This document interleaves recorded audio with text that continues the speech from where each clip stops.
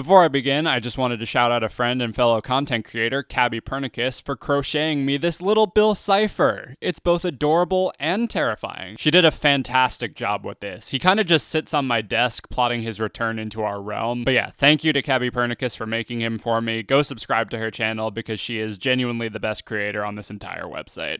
Okay, enjoy the video. Hey guys, JamesMCD Reviews here. It's been an interesting couple of months for sure, filled with quite a few lows, but also plenty of highs. My family and I got matching tattoos, I went to Six Flags with my friend, I met George fucking Lucas, and in between all of it, I watched a bunch of movies, new and old. So as we get closer to the end of the year, it's time for my final Ketchup review of 2024, covering all the movies I saw in October and November. Mrs. Doubtfire was released in 1993 and stars the late great Robin Williams as a struggling voice actor who dressed as a nanny in order to spend more time with his kids. This one has been on the bucket list for a while, and when you're feeling depressed because you're stuck inside because of a hurricane that never came, it helps to watch something charming and feel good. And that's exactly what this movie is. It is definitely a product of its time with some of the humor, and the story about a deadbeat dad with a heart of gold trying to spend more time with his kids isn't exactly new, but it's very funny, very charming, the performances are all great, and it just leaves you with a warm feeling after you've watched it. 4 out of 5. Killer Clowns from Outer Space is the cult classic horror comedy released in 1988 and is exactly what it sounds like. This movie was a ton of fun to finally watch. It's a healthy mix of dumb fun, legit creeps, and incredible talent from all angles. The production design is amazing, the use of practical effects is insanely creative, the kills are iconically cartoony in the best way, the soundtrack absolutely bangs, and it doesn't take itself seriously in the slightest. I know I'm one of the last people on the planet to recommend this movie, but yes, if you haven't seen it yet, absolutely give it a watch. 3.5 out of 5. Babes came out in May of this year and is about a single woman who gets pregnant after a one-night stand and has to go through the trials and tribulations of birthing a child and maintaining her friendship. I didn't see this movie in theaters because I frankly wasn't interested, but I needed something to watch on the plane to Florida, so I turned this on. At first, I wasn't even gonna finish it because it just wasn't grabbing me. The humor was obnoxious and gross, the characters were annoying, the story was tedious, and it was just kinda grating.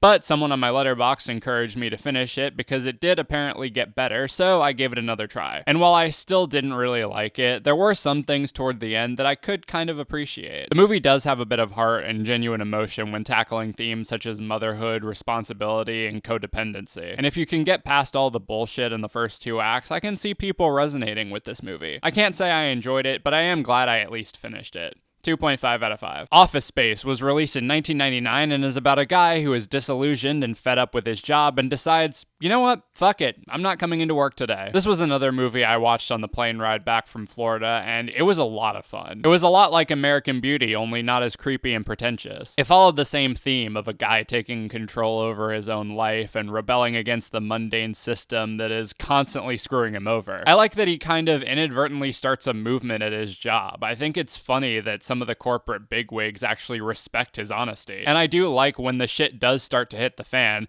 how they're all scrambling to not get caught. The film has a great deadpan sense of humor, the characters are all super engaging, Milton is a goddamn icon, and overall this was a great watch. 4 out of 5. The Apprentice is directed by Ali Absi and is a biopic about young Donald Trump being taken under the wing of attorney Roy Cohn, who shows him the tricks of the trade and turns him into the shrewd, cutthroat business mogul and president we know him as today. I fully expected to be pissed off coming out of this movie, and to an extent I kinda was. For the most part, I was just bored and kinda numb. The movie doesn't exactly give you any new information about Trump that we didn't already know. The movie does try to humanize him, if that's the correct word. They do show him at the very bottom of the business radar, only catching people's attention because of his relationship to his father. And they do portray him as kind of a Weasley little dork just trying to get his foot in the door. The best scenes in the movie are the scenes between Trump and Cohen. Their teacher-student dynamic is very interesting, and seeing the origin of some of Trump's tactics is very telling. By the end, you can see how horrified Cohen is by the monster that he helped create, and the performances are admittedly pretty solid. Sebastian Stan does well in not portraying Trump like a caricature. He really nails the tone, the speech patterns, and the mannerisms. Jeremy Strong is also great as Cohen. There are elements about the movie that are of value, but most of it comes from the presentation and the performances. The actual movie itself was kind of a superfluous waste of time. And honestly, considering the last month, if I were to watch it again, I probably would be pissed off.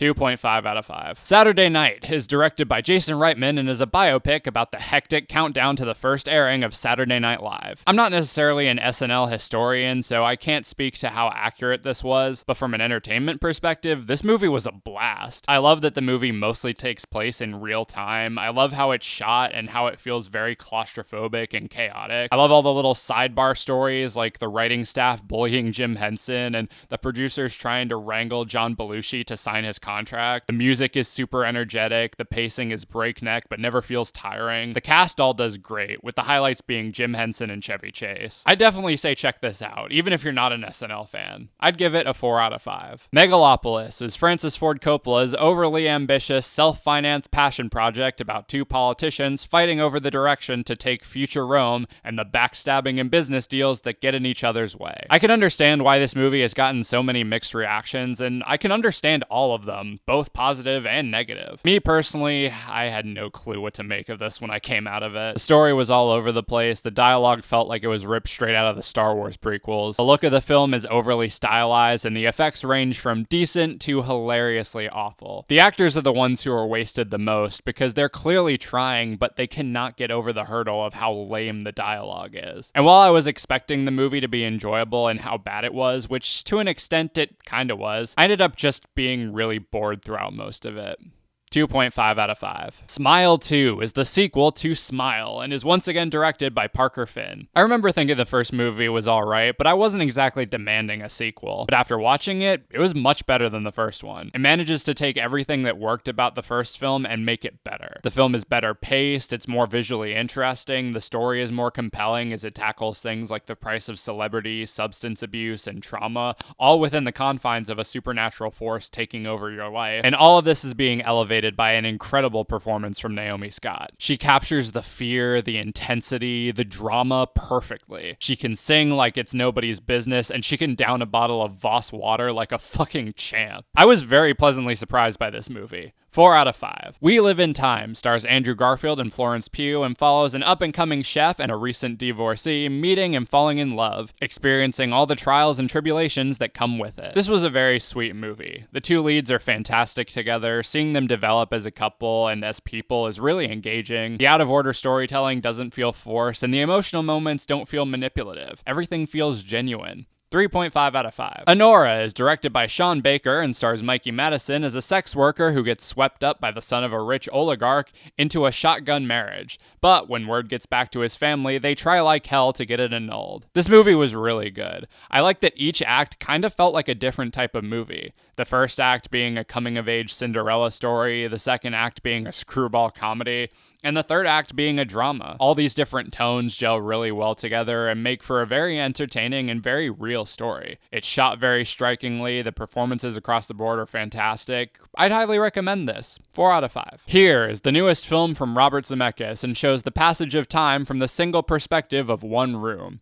We see different groups of people coming and going, and we follow their lives and hardships across multiple decades. This was a cute movie. The gimmick never got old for me, the editing was really creative with the visual restraints. Characters with all their own storylines were interesting, even though Tom Hanks and his family get the lion's share of the screen time. And all the actors are of course great. Not a masterpiece, but a pretty sweet movie. 3.5 out of 5. Interstellar was released 10 years ago, directed by Christopher Nolan, and is about a group of scientists who embark on a journey through space to help save their dying planet. I had heard this was getting re-released in theaters, so I wanted to wait to see it then, but my friend got impatient and decided to show it to me anyway. The first half of this movie, I was like, yeah, okay, this is good, but am I gonna be the asshole and say it was just kind of alright? I mean, the acting was certainly great, and the visuals were stunning, even if the transition between 16:9 and IMAX was a bit distracting at first. But the story was kind of weird and hard to digest, and the characters weren't really grabbing me that much. The second act is where I was like,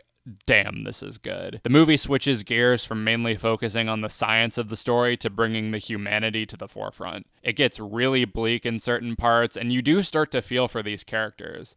The acting is all stellar, the visuals are incredible, and the tension in the final minutes build really well.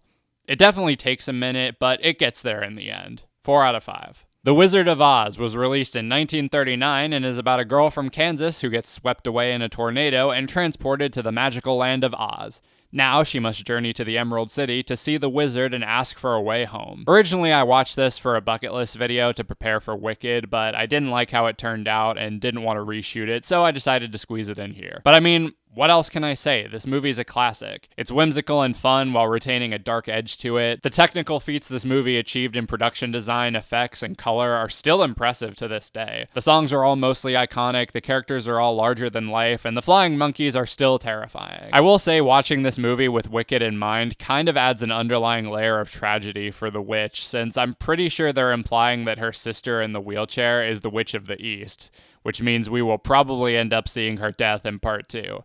And that is going to be so fucked up to watch. But anyway, movie was great, 4 out of 5. The best Christmas pageant ever was a 40-minute TV special released in 1983 and a movie directed by Dallas Jenkins released in 2024. Both center around a mom put in charge of the town Christmas pageant who has her work cut out for her when the reckless Herdman kids decide to join in. Of the two, I definitely like the original better. It is aggressively 80s, it is much harsher, much more insane, but also retains the heart and the message of finding the goodness in everyone. I gave it a 4 out of 5. The 2024 film, while not as good, is still solid in its own right. It's a lot more sanitized in comparison to the special, it's much more dragged out and overly explanatory when it comes to the themes and message, and the humor doesn't always land the same as it does in the original. The second act saves the movie for sure. The performance of the pageant is both really funny and genuinely kind of tear-jerking. The actors across the board all do great, there's a lot of charm, and it's a fun, feel-good holiday film. 3 out of 5. The Muppets Family Christmas was a special that was released in 1987 and shows all the Muppets, Sesame Street, and Fraggle Rock characters getting together to celebrate the holidays, singing songs, getting into humorous situations, and just having a good time. And a good time is what I had watching this again. It's not especially deep, but it doesn't need to be. It's warm, it's cozy, it's a great watch. 4.5 out of 5. Heretic is directed by Scott Beck and Brian Woods and is about two missionaries who are trapped in a house by Hugh Grant and now have to prove their faith. And let me tell you, if I was getting religious lectures from Hugh Grant as a kid, I might not have grown up to be an atheist. This movie was fantastic. The acting across the board is great, with the standout, of course, being Grant. We know him mostly as being delightfully charming, and he does dip into that a bit here, but he can switch between menacing and intimidating so easily. The two girls are also great, too. They're able to think on their feet and genuinely challenge this guy. It just doesn't always work out. The film is very tense and methodical, the discussions are interesting, it does run a bit long towards the end, but I was hooked the entire time.